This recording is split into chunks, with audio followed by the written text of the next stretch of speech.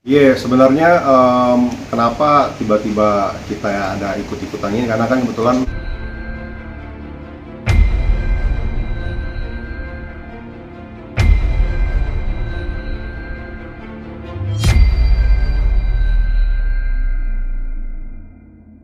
Mas Okan dan Mbaknya mungkin bisa diceritakan dulu nih sebenarnya ada permasalahan apa sih, kabarnya ada mengalami kerugian 1 miliar lebih, itu seperti apa sih? iya, sebenarnya kenapa tiba-tiba kita ya ada ikut-ikutan ini karena kan kebetulan adik gue waktu itu pernah datang si Selfie ini dari Kalsel, temen sempat lama di Papua, akhirnya ke Jakarta, mau ketemu dong kak, gini-gini ini mau ngobrol gitu kan, apa-apa, makanya terus cerita lah kalau sebagian duitnya yang tadi untuk keperluan sekolah dan lain-lainnya kepake gitu loh di Solidco Berjangka ya. Dia main ini saham ya, investasi lah ya, gitu. Ya, trading loh. Nah terus panik, merasa ditipu gitu loh, hampir 2M, yang dimana sudah melewati hampir setahun prosesnya sudah dijalani sih. Mungkin Andi bisa cerita prosesnya dari pertama gimana coba. Prosesnya jadi setelah ikut 1 tahun itu jadi dari 1,9 itu tuh modal semua kak. Jadi nggak pernah sekalipun saya narik keuntungannya aja nggak pernah. Jadi modalnya 1,9 itulah. Terus berjalannya ini kayaknya ngerasa kayaknya udah ditipu nih, kayak udah nggak beres. Akhirnya saya laporin lah ke Polda Papua Barat. Kebetulan waktu itu saya masih domisili di Papua Barat. Udah sampai proses di Papua Barat, ternyata tiba-tiba kasusnya gantung. Itu udah hampir 7 bulanan. Akhirnya kasusnya dilimpahkan ke Bapeti. Jadi kasusnya ini dilimpahkan ke Bapeti. Kita udah ngikutin juga proses dari Bapeti pun, untuk mediasi pun, tapi tetap nggak ada titik terangnya untuk dari mereka untuk membalikin hak saya. Dan korbannya pun di sini bukan cuma saya kak, masih ada lagi banyak korbannya, tapi nggak berani speak up. Mungkin bisa dijelaskan dulu awalnya seperti apa sih, dan benarkah terduganya ini berinisial A gitu? Iya benar, jadi ada 2 kak, jadi si A sama si P. Jadi awalnya saya ikut itu, kita kenalnya waktu itu di Instagram. Awalnya kenal di Instagram, dia udah lama nge-follow saya, dia selalu ngomen-ngomen tentang Instagram saya. Pas itu saya lihat, wah bisnis apa nih, saya nanya ke dia jelasin lah, oh ini bisnis saham mbak, bisnis emas, kata dia gitu. Berapa modalnya? Modalnya tuh sekitar 100-500 juta. Wah terlalu besar, saya bilang nggak berani waktu itu. Tapi pas kesini-kesininya saya lihat postingannya dia, banyak dia ngajakin pejabat-pejabat. Akhirnya saya udah nggak nanyakan lagi, tiba-tiba dia nanyakan saya, mbak gimana mbak mau ikut nggak? Dia bilang katanya di sini tuh aman, ada izin dari Bapeti, kita di bawah naungan Bapeti. Jadi dia bilang naungan Bapeti, terus pak polisi juga pada ikut kok mbak, katanya begitu, dan ada buktinya semua. Dia bilang kalau polisi ikut apa semua. Jadi kalau masalah ini nanti di bawah Agita aja, soalnya saya sebutin namanya. Soalnya di bawah Agita aja, soalnya Agita ini adalah trading profesional. Jadi dia janjinya sama saya setiap tanggal 26 itu WD. Akhirnya saya ikutlah. Saya tanya, ini bisa nggak ditarik nanti suatu saat? Kalau misalnya saya butuh duit, kapanpun mbak mau tarik, keuntungannya sama modalnya silahkan. Kita tidak akan mempersulit, dia bilang kayak gitu. Tapi setelah berjalannya ini, saya nggak pernah bisa narik itu. Jadi dia janjinya setiap tanggal 26, tapi setiap tanggal 26 saya nggak pernah bisa narik. Dan yang memainkan akun tuh bukan saya. Jadi yang memainkan akun saya itu dia. Karena dia bilang, mbak di bawah Agita aja, biar Agita yang iniin, soalnya mbak kan sibuk juga. Iya Git, soalnya aku juga nggak ngerti. Dan dia dari awal sampai akhir pun tidak pernah mengedukasi saya. Oke. Berarti sempat benar nggak sih, sempat dijanjikan dengan keuntungan bisa narik? Iya, ada semua buktinya saya pegang. Jadi dia janjikan saya keuntungannya 50 sampai 100, malah lebih dia bilang kayak gitu. Yang penting mbak masukin di awal 500 dulu. Jadi saya sudah masukin di awal 400 juta. Tiba-tiba berapa bulan dia minta top up lagi, sampai bisa sampai di akhir tanggal 7 bulan 3 2022 saya tambah 50 juta. Dilihatin agak naikkan.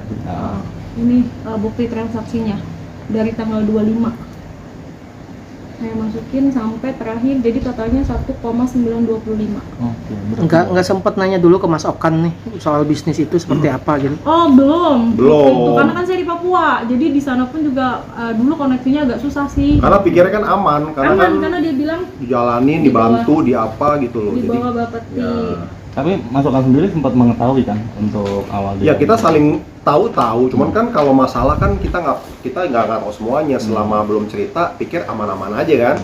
Dan biasanya Ade ini ya mencoba dulu, ya kan banyak jalan kan, coba, cuman karena sudah mencoba sudah lama, mentok, udah nggak tahu gimana, akhirnya ya diskusi, cari jalannya gimana nih, kayaknya udah setahun jalan, kok kayak jalan di tempat nih gitu loh.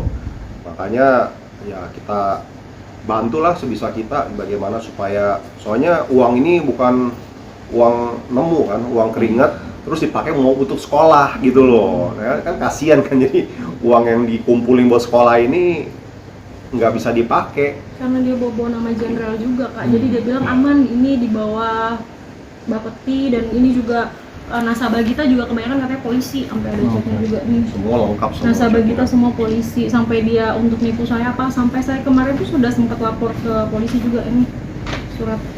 Itu Polda Ya, Papua. Polda Papua Barat.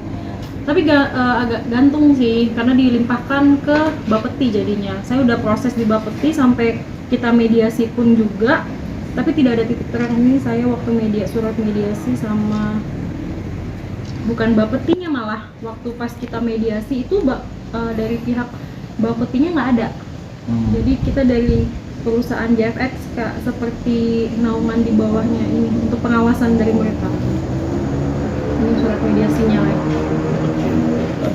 Gitu. Jadi kita udah 2 kali mediasi, pertama di Surabaya sama kepala pialangnya sama wakil pialangnya, nggak ada titik terang. Akhirnya sampai di Bapeti pun kemarin sempat gantung 3 bulan. Saya laporan 3 bulan nggak diproses, akhirnya saya minta tolong sama Bapak DPR RI untuk ini, akhirnya dibantu surat beliau, akhirnya masuklah surat mediasi yang kedua. Berarti tidak ada hasil mediasi yang di Bapepti? Tidak ada. Tidak ada ya? Jadi ada hasilnya, mereka dari PT itu mau ngebalikin ke saya cuma 100 juta dari 1,9. Ada, tapi tanggung jawabnya nggak setimpal gitu loh. Nggak ada setengahnya juga enggak kan. Sedangkan yang mainkan akunnya kan juga mereka. Iya, Tapi, jadi iya, maksudnya karena mereka nego kayak begitu kan, berarti kan dengan kata lain mereka mengiyakan kan ada kesalahan. Cuman nego pengembaliannya nggak sesuai lah gitu, karena Sylvie ini nggak minta lebih atau gimana, enggak, duit haknya dia aja minta balik gitu loh, bukannya dari 1,9 minta 3, minta 5, enggak juga. Haknya masing-masing aja. Nah itu aja sih sebenarnya, harusnya kan duitnya ada ya kan, kalau nggak diambil kan ada, tinggal dibalikin lagi karena kan bukti ada semua. Nah itu prosedur yang amat rumit banget yang membuat sampai nasabah nggak bisa ngambil duitnya. itu berapa sih korbannya Kak? Banyak Kak. Kalau untuk sebelum jumlahnya itu? kasus saya itu sekitar akhir tahun 2002 kalau nggak salah 2023 awal itu sempat ada demo. Jadi sebelumnya tuh mereka tuh juga sempat lapor kemana-mana, nggak ada titik terang. Akhirnya mereka coba demo sama orang LSM, akhirnya dibalikin. Semuanya 3 hari. Cuma Semua korban. semua korban. Itu awal 2023 berarti? Iya, itu ada kok di sini video demo. Itu karena demo. Karena udah ada power of netizen ya. Karena sudah viral, akhirnya terjadi kesepakatan. Ini juga ada yang menguntungkan. hubungin saya, korbannya lagi sekitar ada 5 korban yang hubungin saya, dan itu rata-ratanya ada yang 500, ada yang 600, 220, 300. Berarti kalau pengembaliannya sendiri kalau setengah tahun tuh untuk nominal nggak terlalu gede, baru dibalikin dari Bapetinya itu sendiri. Mereka belum balikin. Bukan dari mereka Bapeti. nego mau balikin 100, tapi dari pihak Selfie-nya nggak nerima karena nggak sesuai lah. 1,9 balikin cuma 100 juta ya repot lah jadinya gimana. Jadi yang balikinnya bukan orang Bapeti Kak, harus dari PT-nya itu. Ada rencana nggak sih untuk, ya ini kan Polda Papua Barat stuck, mungkin bisa juga masuk ke Mabes gitu Bang? Iya, ini rencana pengacara saya udah nyurat untuk ke Mabes untuk dilimpahkan lagi kasusnya ke korban yang teman saya ada juga dari aparat. Cuman kalau untuk yang genre apa tuh saya nggak tahu. Gitu. Jadi dia sering flexing juga sih di medsos, sampai kasih tunjuk uang, dia foto sama bapak jenderal ini, bapak itu. Jadi supaya meyakinkan nasabah kalau bisnis sama dia tuh aman. Saya nggak tahu masalah PT-nya bagaimana, cuman itu kan oknumnya. Gitu. Karena saya sama sekali nggak pernah diedukasi, Mas. Mas Okan sendiri ada apa nih plannya untuk membantu adik sendiri? Ya, plannya ya membantu supaya mereka lebih atensi, cuma memahami aja kalau kita sama-sama kerja kan, sama-sama menghasilkan uang gitu loh. Jadi kita sih simple sih, yang bukan hak kita ya balikin, gitu aja sih. Nah mudah-mudahan apa yang kita perjuangkan ini bisa berbuah hasil gitu loh. Karena kan ya kita kalau keluarga gimana sih, saya bantu aja sebisa kita, semaksimal kita bagaimana.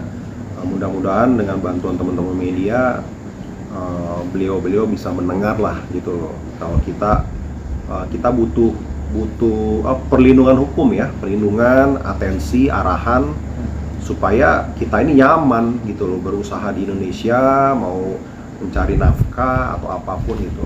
Tapi komunikasi sama PT itu atau sama si A sendiri masih tetap atau tidak, Mbak? Atau dia ngeblok? Dia ngeblok saya. Jadi sempat waktu itu dia di Polda Papua Barat, dia menghilangkan, katanya sih handphonenya hilang. Jadi dibilang untuk penyidik dia menghilangkan barang bukti. Gitu. Jadi nomor saya diblok. Saya sempat berhubungan itu di tahun 2022 pertengahan. Itu terakhir hubungan waktu mediasi di Surabaya. Ketemu lagi pas di saat di Jakarta kemarin. Mediasi pas di Jakarta yang di bawah Bapeti itu. Tapi ya nggak ada hubungan apa-apa sama sekali. Dan kebetulan si Agita ini wakil pialang, dan yang satu lagi si Putu. Kemarin dia sempat klarifikasi di Tribun News, dia bilang saya nggak pernah lapor ke PT-nya, saya nggak pernah menghubungin mereka kalau misalnya oknum si A ini ada masalah dengan saya. Katanya dia nggak tahu kalau ada nasabahnya adiknya Okan. Tapi saya bilang, tapi di sini namanya si Putu kok gitu, sama si Agita gitu. Dan ada videonya pun saya berhubungan sama mereka, ketemu sama mereka pun. Oke, Hendrik? Oke, melihat dari kasus ini ya Kak, mungkin kakak sendiri bisa, kayak Bang Kak sendiri bisa nasihatin atau seperti apa? Maksudnya untuk konsep kayak gini kan kita nggak akan pernah tahu ya, sistem kayak gini sendiri juga biasanya kayak ada penipuan kah atau seperti apa? Ya, intinya adalah segala usaha di dunia ini pasti ada resiko. Semua bisnis ada resiko gitu. Salah satunya ya yang ada jalanin resiko ada gitu. Nah, gimana kita sekarang cari solusi dari resiko itu yang terjadi ini, cari solusi. Pasti ada solusinya. Cuman memang ya di Indonesia ini butuh proses, butuh penelitian, teliti banget. Tahu jalurnya, tahu caranya. Kalau enggak ya susah gitu. Kayak dengan sekarang kan zaman sudah terbuka ya, media sosial sudah terbuka semua. Jadi kadang-kadang dengan kita minta bantuan teman-teman media, jadi ada pemikiran-pemikiran baru gitu loh. Ada masukan-masukan gimana caranya sih supaya ini solusi bisa ada penyelesaian ya. Karena kan kita sudah berusaha, kita bukan ujuk-ujuk langsung ke media ngomong curhat, enggak juga. Karena sudah setahun ini, udah lapor sini, lapor sana, lapor sini, semuanya deadlock. Mereka sempat ditahan juga.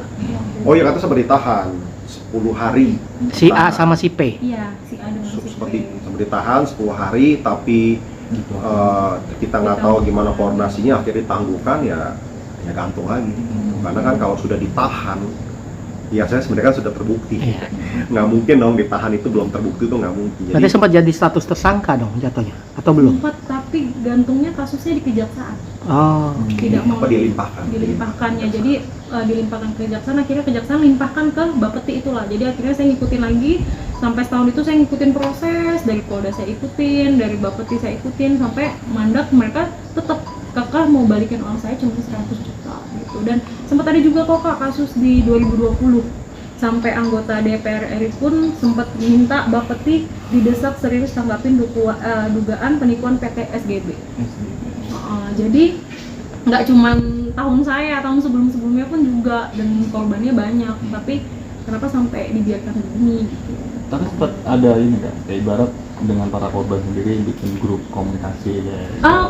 Komunikasi saya, cuman ada beberapa korban sampai ngomong ke saya begini, saya capek mbak, saya udah ngurus gini tapi nggak ada titik terangnya untuk uang saya balik gitu. Dia pun saya minta pertanggungjawaban, dia kayak merasa nggak bersalah dan apapun. Jadi kebanyakan korban itu nggak bisa fight karena di tengah jalan itu. Kenapa kemarin sempat dibalikin, karena mereka sampai demo, sampai protes apa semua. Jadi bisa kebayangkan, maksudnya gue kadang-kadang berpikir ini yang ada koneksi, ada temen, ada jalur, ada setengah mati. Mereka ratusan orang mungkin yang nggak ada backingan ya, nggak ada koneksi, yang nggak ada tempat untuk minta tolong. Akhirnya ya udah, lu apa ya duitnya? Nggak tahu ya, feeling kita sih mungkin triliun nih muter-muter di situ yang nggak jelas itu ya mungkin banyak juga. Kita nggak tahu ya. Melihat dari satu sampel saudara sendiri aja, berarti kan kita bisa mengira-ngira pasti banyak sih di luar sana yang mungkin nggak tahu harus bagaimana. Kita aja juga setengah nggak tahu kan, makanya minta tolong teman-teman ya kan, gimana sih caranya. Oke, sip. Kemarin suratnya. Suratnya bisa ditunjukin ke mabesnya sendiri, dan itu prosesnya dari pihak mabesnya tuh ngasih info lanjutan kapan sih gitu. Oh, tanggapannya bagus ya.